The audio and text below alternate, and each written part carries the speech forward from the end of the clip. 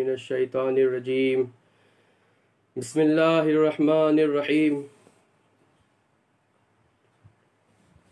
الحمد للہ رب العالمین والصلاة والسلام علی رسول الثقلین محبوب رب المشرقین و رب المغربین جد الحسن والحسین ابی القاسم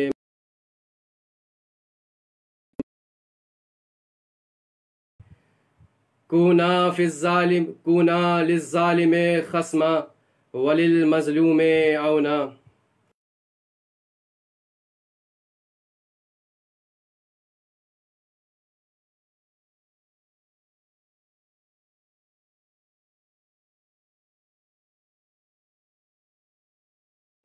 وللمظلوم عونا، اور مظلوموں کی حمایت کرنا. آج ہم جگہ جگہ پر اس لاک ڈاؤن کے زمانے میں بھی یوم قدس منا رہے ہیں. یہ یوم قدس ہے کیا؟ یہ یوم قدس وہ ہے کہ جو آخری جمعے کو ماہ رمضان کے آخری جمعے سب مل کر فلسطین کی حمایت میں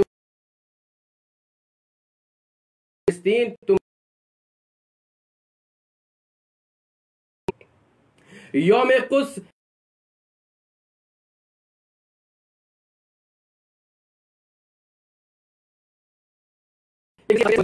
حمایت کا دن ہے.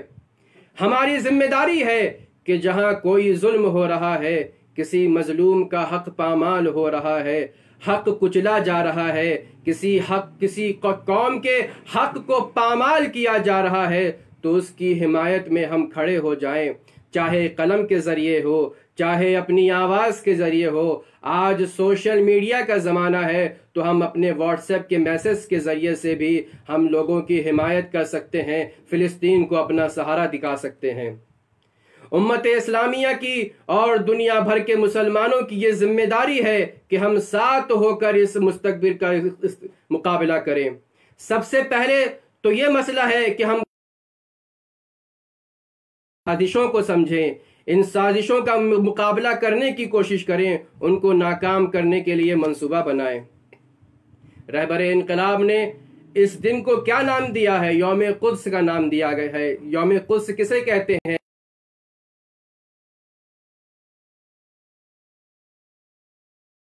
کا قبلہ اول تھا جس کی طرف ہم رخ کر نماز پڑھتے تھے، لیکن اسے اسرائیلیوں نے غصب کر لیا. جب پہلی اور دوسری جنگ ورلڈ وار ہو رہی تھی اور اس میں لوگ شکست کھا رہے تھے، اس وقت سامراجی حکومت جیسے انگلینڈ، امریکہ، فرانس اور دوسری طاقتوں نے مل کر ایک منصوبہ بنایا. ایک سازش کے تحت سارے یہودی کے جو دنیا میں پھیلے ہوئے تھے ان کو اسرائیل میں لا کر بسانا شروع کر دیا اور وہاں رہنے والوں کو نکالنا شروع کر دیا. ان کی دلیل کیا تھی؟ ان کی دلیل یہ تھی کیونکہ یہودیوں پر ظلم ہو رہا ہے، ان کو قتل عام کیا جا رہا ہے، اس لیے ہم ان کی نسل کو بچانے کے لیے ایک جگہ لا کر ایک پلیٹ فارم پر کھڑا کر دینا چاہتے ہیں تاکہ ان کی نسل باقی رہ سکے. یہ بتائیے، اگر ان کا مقصد یہ تھا کہ ان کی نسل باقی رہ جائے تو وہ خود انہیں اپنے امریکہ میں جگہ دیتے، انگلینڈ میں جگہ دیتے، لیکن مسلمانوں کے درمیان کہ وہ ہمیشہ یہ چاہتے تھے کہ ہمیشہ مسلمان کو ستاتے رہیں، پریشان کرتے رہیں. اگر آپ ان یہودیوں کی تاریخ اٹھا کر دیکھ لیں تو آپ کو دکھے گا کہ یہ جب مدینے میں آئے ہیں تو یہ مدینہ میں کیوں آئے ہیں؟ یہ اس لیے مدینے میں آئے ہیں کیونکہ انہوں نے اپنے کتابوں میں پڑھا تھا کہ ایک وقت مدینہ و مکہ کی سرزمین پر ایک نبی آئے گا، اور ان کی یہ خواہش تھی کہ وہ اس نبی پر سب سے پہلے ایمان لے آئے. بتاتی ہے کہ جب یہ اس سرزمین پر آئے ہیں اور نبی نے اپنے نبوت کا اعلان کیا ہے تو انہوں نے اپنی اس نیت پر کبھی عمل نہیں کیا، بلکہ وہ ہمیشہ نبی کو ستاتے رہے، اسلام پر پریشانی کا سبب بنتے رہے. اسی طرف قرآن اشارہ کرتے ہوئے کہتا ہے لَتَجِدَنَّ أَشَدَّ النَّاسِ عَدَاوَةً لِلَّذِينَ آمَنُوا وَالْيَهُودِ.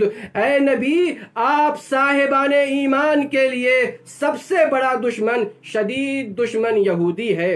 تو جنگ عظیم یعنی 1942 میں جب ورلڈ وار 2 ہو رہا تھا، یہی اسی وقت سے یہ تحریک شروع کر دی گئی، اور 14 مئی 1939 کو اسرائیل کو آفیشیل طور پر ایک شہر قبول کر لیا گیا، ایک ملک قبول کر لیا گیا۔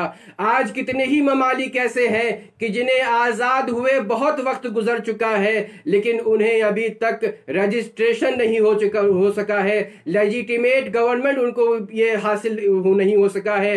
ایسا کیوں ہے؟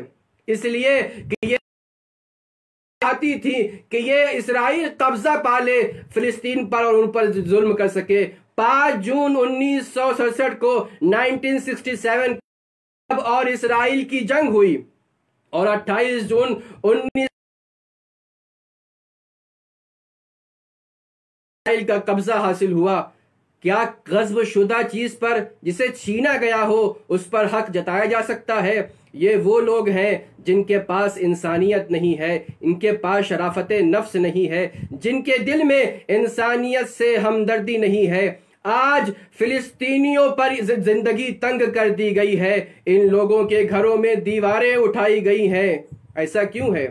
آج سپر پاورز کے راستے میں مرجعیت رکاوٹ بنی ہوئی ہے۔ لوگوں نے حکومتوں کو بدلا ہے، بادشاہوں کو بدلا ہے، لیکن مرجعیت کو نہیں بدل سکتے ہیں۔ ان کے پاس طاقت نہیں ہے، لیکن ہاں امام وقت سے توسل ہے۔ آپ تاریخ میں اٹھا کر دیکھ لیں، مرجعیت کی کیا مثال ہے۔ یہ قتل ہو گئے ہیں، ان کے بیٹے مارے گئے، ان کے سامنے ان کے عزیزوں کی لاشیں بچھا دی گئیں، لیکن انہوں نے حکومت کے سامنے کبھی سر نہیں جھکایا۔ اگر آج سر جھکا دیا ہوتا تو آیت اللہ محمد باقر صدر شہید نہ ہوئے ہوتے۔ آج آیت اللہ حکیم کے خاندان کی فہرست زیادہ نہ ہوتی۔ یہ شہید ہونا جانتے ہیں، سر جھکانا نہیں جانتے ہیں۔ یہ مرجعیت ہے جس نے ہماری حفاظت کی ہے۔ کیوں؟ اس لیے کہ مرجع عوام کا نمائندہ نہیں ہوتا ہے، امام کا نمائندہ ہوتا ہے۔ آج فلسطین میں افراد زیادہ تو ہیں، لیکن ان سامراجی طاقتوں نے ان میں آپس میں ٹکراؤ پیدا کر کے دوسروں کا دشمن قرار کر دیا ہے۔ آپ پہلے سے جانتے ہیں کہ یہ انگریز کی کیا پالیسی تھی، ڈیوائڈ اینڈ رول۔ یہ آپس میں اختلاف پیدا کرتے ہیں اور اس کے بعد حکومت کرتے ہیں۔ عرب اور اسرائیل کے درمیان 6 جنگیں ہوئی ہیں، 7 جنگیں ہوئی ہیں۔ ان کے پاس اسلحے تھے، افراد تھے، طاقتیں تھیں۔ یہ ساری جنگیں ہفتہ یا 10 دن چلی ہیں، لیکن ہر جنگ میں اسرائیل کو فتح ہوئی ہے اور عرب کو شکست ہوئی ہے۔ صرف ایک جنگ ہے کہ جہاں پر جو جنگ 1 مہینے سے زیادہ چلی ہے، لیکن اسرائیل اس جنگ میں جیت نہیں پایا بلکہ حزب اللہ جیتا ہے۔ وجہ کیا ہے؟ بقیہ جنگوں میں عرب کو شکست کا سامنا کرنا پڑا ہے، ہار کا سامنا کرنا پڑا، لیکن حزب اللہ فتح کیوں ہو گیا؟ حزب اللہ کامیاب کیوں ہو گیا؟ اس لیے کہ ہمارے پاس تاریخ خیبر موجود ہے کہ جب تک علی میدان میں نہیں گئے یہودی جیتتے گئے، لیکن جس دن علی نے میدان میں قدم رکھا ہے تو یہودی ہارتا ہوا نظر آیا۔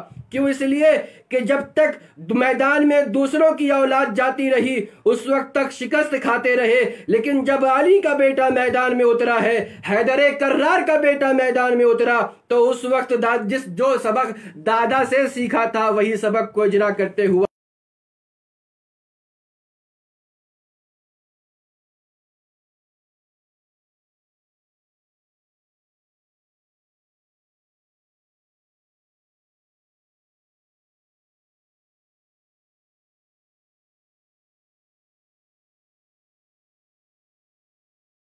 پھینک دے تو یہ اسرائیل نیز تو نابود ہو سکتا ہے۔ ہماری طاقت انتشار کا شکار ہے۔ 1 مہینہ ہم نے عبادت کیا ہے، استغفار کیا ہے، خدا کی بارگاہ میں معافی مانگی ہے۔ کم سے کم ایک در سے اتحاد لے کر اٹھیں، قوم میں اتحاد کا پیمانہ رکھیں، ایک دوسرے کے کام کرنے کے بجائے دشمن کے ساتھ متحد نہ ہو کر دشمن کے خلاف کھڑے ہو جائیں اور ان کو تماچا لگائیں۔ آج ہمارے نوجوانوں کے ذہن میں 2 سوال پیدا ہوتا ہے۔ پہلا سوال یہ کہ خود ہمارے ذہن میں جو سوال پیدا ہو رہا ہے کہ اسرائیل کی مخالفت کیوں؟ ہم شیعہ اسرائیل کی مخالفت کیوں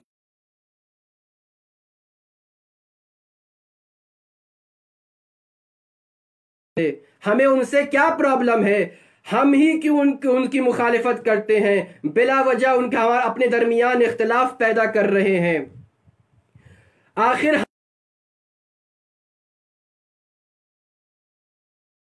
سیاسی اختلاف ہے تو ہم کہیں گے اگر یہ سیاسی اختلاف بھی ہے تو یہ دین کی سیاست ہے۔ یہ لوگ جو کہتے ہیں کہ ہمیں سیاست سے کوئی سروکار نہیں ہے، ہم سیاست سے دور دور رہتے ہیں، یہ ممکن نہیں ہے کہ دنیا میں انسان ہو اور سیاست نہ کرے۔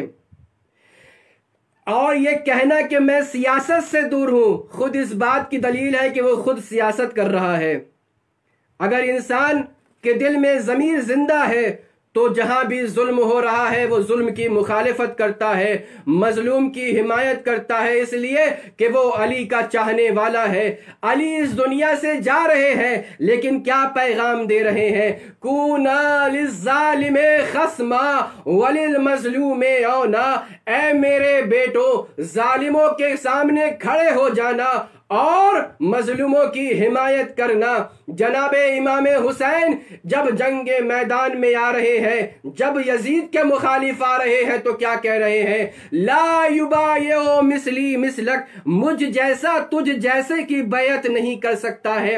جس کے دلوں میں حسین کی محبت ہوتی ہے، جس کے دلوں میں علی کی ولایت ہوتی ہے، جس کے دلوں میں فاطمہ کی محبت ہوتی ہے، وہ فاطمہ کی طرح فدق کا مطالبہ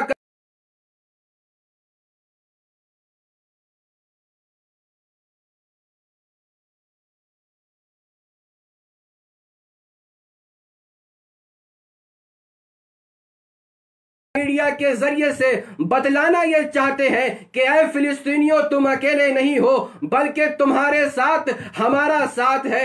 جب تک تمہارے ساتھ ہمارا ساتھ ہوگا تم اپنے کو اکیلا نہیں سمجھنا، کیوں؟ اس لیے کہ ہم علی کی بتائی ہوئی حدیث پر عمل کر رہے ہیں، کونا للظالم خصما وللمظلوم عونا۔ جب بھی ظلم ہوگا ہم ظلم کے خلاف کھڑے ہوں گے اور مظلوموں کا ساتھ دیں گے۔ عزیزو آئیں دعا کریں پروردگار عالم اس ماہ مبارک کے صدقے میں مظلوم کو اپنے حفظ و امان میں رکھے اور ظالموں کو نیست و نابود کرے۔ آخر الدعوانا ان الحمد للہ رب العالمین۔